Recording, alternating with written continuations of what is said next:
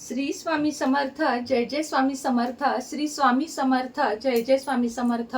श्री स्वामी समर्थ महाराजांच्या नामस्मरणाने आजच्या व्हिडिओला सुरुवात करूया. शुभ दुपार तुम्हा सगळ्यांना. कसे आहात तुम्ही सगळे? आशा व्यक्त करते स्वस्त असाल, मस्त असाल, स्वामींच्या सेवेमध्ये रममाण असाल. आजच्या व्हिडिओमध्ये आपण श्रावणी सोमवारची माहिती घेणार आहोत. श्रावण पहिला सोमवार तर येऊन गेला, बोलता बोलता दुसरा सोमवार आला आणि अजून 2 सोमवार मध्ये तर श्रावण महिन्याची समाप्ती सुद्धा येईल, की 2 किंवा 3 असतील, अजून मी कॅलेंडर पाहिलेलं नाहीये. पण श्रावणी सोमवार आणि तोही दुसरा सोमवार, म्हणजे ज्यांना पहिला सोमवार काही कारणाने अडचण आली आहे किंवा कुठलाही प्रॉब्लेम आलाय, तुम्ही देवपूजा केलेली नाहीये, अभिषेक केलेला नाहीये, तर त्यांच्यासाठी सेवा आणि उपाय घेऊन येण्याचं काम माझं आहे. तसं तर ज्यांना 4 सोमवार किंवा 5 सोमवार सापडतात ते तर नशीबवानच आहेत, पण महिलांना काही कारणाने शक्यच होत नाही. म्हणजे 5 सोमवार चुकून जर मधल्या आदल्या वारी आपला तो स्त्रियांचा प्रॉब्लेम आला तर आपल्याला शक्य होतं. पण शक्यतो बघा, 5 गुरुवार असतील, 5 शुक्रवार असतील, सोमवार असतील, असं कोणतंही व्रत आपल्याला धरण्याची खूप इच्छा असते, पण मध्ये एखाद्या वारानं आपल्याला असं वाटतं अरे आपल्याकडून आता राहिलं. पण असं काही नाहीये. परमेश्वराला सगळं माहिती आहे की आपल्या महिलांना का देवापाशी जाता येत नाही किंवा ते जाणं आपल्याला पटत नाही, म्हणून आपण या सगळ्या गोष्टी करतो आणि हे परमेश्वराला नक्कीच मान्य आहे. त्यामुळं मनामध्ये खंत आणत जाऊ नका की माझा 1 सोमवार गेला, मला असंच नाही मिळालं. काही नाही, तुम्ही जेवढे तुम्हाला मिळतील तेवढ्यात मात्र सेवा करायच्या आहेत. सगळ्यात आधी श्रावणी सोमवारी डोक्यावरून आंघोळ आठवणीने करायची आहे प्रत्येकाने. पिरियड असो नसो, रविवारी डोकं धुतलेलं असो, काहीच नसो, पण सोमवारी केसावरून पाणी घ्यायचं आहे. आंघोळीच्या पाण्यात थोडंसं कापूर आणि चमचाभर मध घालून तुम्ही आंघोळ करा. याचे सुद्धा खूप फायदे आहेत, पण तो आत्ता डिटेलमध्ये मी जात नाही. वाटलं तर संध्याकाळी वगैरे व्हिडिओ करेन. श्रावणी सोमवारी सगळ्यात आधी केस धुवावेत. धूत वस्त्र म्हणजे धुतलेले वस्त्र घालावेत. शक्यतो सफेद असावेत, सफेद नसतील तरी फिक्या रंगाचे असावे. काळे रंग सोडून कोणतेही वस्त्र आपण सोमवारी घालू शकतो. त्यानंतर आपल्याला सगळी घरातली स्वच्छता, सगळं काम करून घ्यायचं आहे, कारण महादेवांची सेवा करण्यासाठी लागते ती शांतता. अन्यथा एकतर ब्रह्ममुहूर्त नाहीतर रात्रीचा समय, तुम्ही दोन्हीतलं काहीही धरा. रात्री सगळं काम करून जरी तुम्ही आंघोळ करून म्हणजे डोक्यावरून स्नान करून सेवेला बसलात ना तरीही चालतं, पण शक्यतो सकाळी 11च्या आधी 10च्या आधी सेवा करा, कारण रात्रीचे मंदिरही चालू नसतात.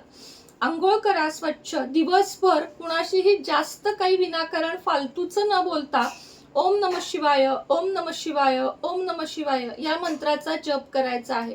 त्यानंतर घरामध्ये देवघरासमोर सर्व काम झाल्यावर बसायचं आहे. सगळ्यात आधी दिवा लावून घ्यायचा आहे. कुठल्याही पूजेची सुरुवात दिव्यानेच करायची आहे. देवांची पूजा करून घ्यायची आहे. महादेवाची जी पिंडी असते आपल्याकडं, शिवपिंडी, शिवलिंग ज्याला आपण म्हणतो, ते आपल्याला तामणामध्ये घ्यायचं आहे. एक मोठं तामण घ्या, कारण बऱ्यापैकी आता मी बघा पूजेसाठी हे वापरते, मोठ्या पूजा असल्या की, तर असं घ्या. किंवा आपली कणिक मळायची परात असती तशी परात करायची देव धुण्यासाठी. छोट्याशा तामणात एवढूशा पाण्यात शक्यतो नाही करायचं. असं मोठं भांडं घ्यायचं आणि त्यानंतर त्यामध्ये शिवलिंग ठेवायचं. तुमच्याकडे अभिषेक पात्र असेल ते ठेवा, पण माझं कसं आहे, अभिषेक पात्र असलं तरीही मला सेवेला आनंद जास्त येतो की आपण चमचा पाणी घालणं, याला मला स्वतःला जास्त आनंद वाटतो. पण अभिषेक पात्र, ज्याला तुम्ही काही जण गळती पात्र सुद्धा म्हणतात, ते ठेवलं तरीही चालेल. आपल्या नित्यसेवेच्या ग्रंथामध्ये बघा रुद्रपठण आहे, नमक चमक हे सगळं आहे. तुम्हाला शक्य असेल तर ते करा. आता मी मागच्या सोमवारी काय केलं होतं, युट्यूबला ते संपूर्ण रुद्रपठण लावून दिलं होतं. तेवढ्या वेळ म्हणजे 15-20 मिनिटं ते आपल्या कानापर्यंत जातं आणि मी अभिषेक करत राहते. मग थोड्या पाण्यानं करते, मग पुन्हा दुधानं करते आणि पुन्हा पाण्यानं करते. मध घ्यायचा, थोडासा साखर घ्यायची किंवा सरळ पंचामृत करून घ्यायचं आणि त्यांना अभिषेक करायचा. बऱ्याच जणांचा प्रश्न असतो की पारद शिवलिंगावरचे पाणी प्यायचे का नाही. कसं आहे, अभिषेक केल्या केल्या लगेच पिलत काही होत नाही, पण त्यातच तुम्ही ते शिवलिंग ठेवलंय आणि तुम्ही 2-4 तासानं पिलंय असं नाही चालत. 1 तासाभराच्या आत त्याच्यावरचं पाणी पिल्यानं काहीही होत नाही. बाकी नर्मदेश्वर, पितळी, स्फटिक, चांदीचे ह्याच्यावरचं सुद्धा पाणी आपण कधीही कितीही वेळाने पिऊ शकतो. मात्र हो, पारद शिवलिंगावर गरम वस्तू कुठली घालायची नाही. अभिषेक करून घ्यायचा, रुद्रपठण ज्याला आपण म्हणतो ते करून घ्यायचं. त्यानंतर शिवलिंग स्वच्छ पुसायचं. काही जण बघा पाण्यातच शिवलिंग ठेवतात, पण मी तशी ठेवत नाही. पाण्याचा अभिषेक करून घेते आणि शिवलिंग उचलून पांढऱ्या वस्त्रावर किंवा आपल्या देवघरातल्या वस्त्रावर ठेवायचं आहे. त्यानंतर त्याला सगळ्यात आधी पांढऱ्या अक्षता ठेवायच्या आहेत. एक गोष्ट तुम्ही लक्षात ठेवा की शिवलिंगावर कोरड्या वस्तू व्हायच्या नसतात, कोरडे तांदूळ वगैरे व्हायचे नसतात. जेव्हा आपण तांदूळ घेतो त्यात थोडं पाणी घालायचं, ओले करायचे आणि ते महादेवावर घालायचं. महादेवावर कुठलीही कोरडी वस्तू कधीही घालायची नसते. त्यानंतर शिवामूठ आहे तिळाची, तीळ घ्यावेत मुठभर, त्यामध्ये पाणी घालावं, ओले करावेत आणि शिवामूठ व्हावी. शिवामूठ वाहणं हे आमच्याकडे तरी लग्न झाल्यावर फक्त 5 वर्ष महिला करतात, पण आपण केलं तरी त्यांना वाईट काही होत नाही. पण आमच्याकडे ही पद्धत आहे की लग्न झाल्यावर फक्त 5 वर्ष शिवामूठ आमच्याकडे घेतली जाते.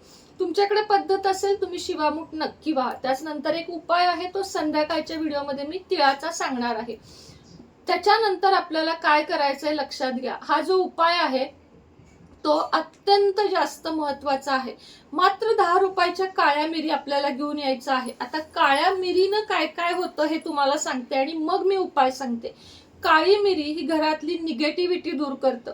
काळी मिरी तुमच्या घरामध्ये निगेटिव्हिटी, नजर बाधा, तुमच्या घरातल्या कोणालाही नजर लागली आहे, तुमच्या पैशाला नजर लागली आहे, लक्ष्मी बंधन झालं आहे, मुलं आजारी पडतात, तुम्ही आजारी पडता, घरातल्या व्यक्ती आजारी पडतात, या एका नाही सगळ्या गोष्टींसाठी काळी मिरी चालते. त्याच पद्धतीनं भरघोस लक्ष्मी प्राप्तीसाठी सुद्धा काळी मिरी वापरली जाते, पण ती योग्य पद्धतीनं. आता काळ्या मिरीला सुद्धा थोडंसं पाण्यानं ओलं करायचंय. 11 काळी मिरी आपल्याला घ्यायच्या आहेत एका वाटीमध्ये. ती वाटी हातात घेऊन शिवमहिम्न स्तोत्र किंवा सरळ ओम नमः शिवायचा एक 5 मिनिट जप करायचा आहे. बघा तुम्ही 10 रुपयाची काळी मिरी आहे, पण याचे लाभ किती आहेत ते बघा. आता ही काळी मिरीची वाटी हातातून इथे ठेवून जेव्हा आपण बेलपत्र वाहतो, बेलपत्र नेहमी पालथे व्हावे आणि त्याची मागची जी गाठ असते ती आठवणीने काढायची आहे. फूल, बेलपत्र, धोत्रा हे वाहून घेतलेलं असतं. त्या बेलपत्राच्या वरती म्हणजे शिवलिंगाच्या वरती एक एक काळा मिरा ओम नमः शिवाय, ओम नमः शिवाय, ओम नमः शिवाय या मंत्राचा जप करत आपल्याला व्हायचं आहे. नंतर हे जे काळे मिरे आहेत ते ह्याची पूड करायची आहे आणि चहा किंवा कुठल्याही पदार्थामधून खायचे आहेत. अट एकच की मांसाहारातून खायचे नाहीत. आता हे जे काळे मिरे आपण वाहतो ते वाहण्याच्या आधी घरातल्या म्हणजे जेव्हा ते वाटीत ठेवतो, ओले करतो, त्याच्या आधी घरातल्या प्रत्येकावरून 4 वेळा अँटी क्लॉकवाईज ते फिरवायचे आहे. डाव्या कानापासून उजव्या कानापर्यंत असे. मुलीच्या, मुलाच्या, पतीच्या, सासूच्या म्हणजे तुम्हाला ज्या ज्या घरात इच्छा आहे त्यांच्या इथून तेवढे सगळे काळे मिरे फिरवून मग ते शिवलिंगावर व्हायचे आहेत. महादेव तुमच्या सगळ्या अडचणी असे चुटकीसरशी गुप्त करतील, इतकी या उपायामध्ये ताकद आहे. आणि मी हा उपाय 2 वर्ष केला आहे. मागच्या वर्षी मी नव्हता सांगितला, म्हटलं आधी त्याचे प्रभाव बघायचे आणि मग तुम्हाला सांगायचं. आणि अत्यंत प्रभावशाली आहे. तुम्हाला कुठल्याही व्यक्तीची नजर लागलेली असू दे किंवा तुम्हाला त्या व्यक्तीचं नाव पण माहित नसू दे, ही नजर बाधा उतरण्यासाठी आणि लक्ष्मी भरघोस मिळण्यासाठी हा उपाय अत्यंत प्रभावशाली आहे. तर कृपया सगळ्यांनी करा, अगदी सगळ्यांनी करा. घरामध्येच करायचं आहे, याच्यासाठी तुम्हाला मंदिरात सुद्धा जाण्याची गरज नाहीये.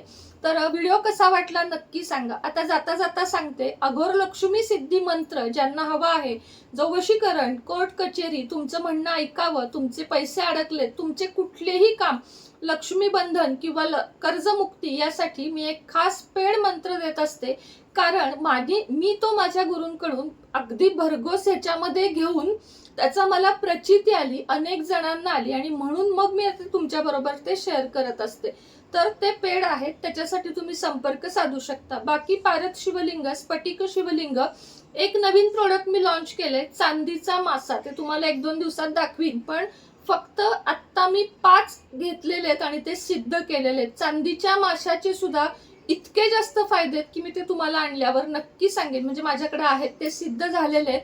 ते ज्यांना ज्यांना पाहिजे आहेत त्यांनी नक्की बुक करा, कारण ते मी सिद्ध केलेत स्वतः. आजच्या व्हिडिओमध्ये इतकंच. तुम्हाला काही हवं असेल तर खाली इथं नंबर देत आहे, त्यावर मेसेज करा. कमेंटमध्ये कुठलेही मेसेज करू नका, त्याला रिप्लाय येत नाहीत. व्हॉट्सअपला मेसेज करा. श्री स्वामी समर्थ.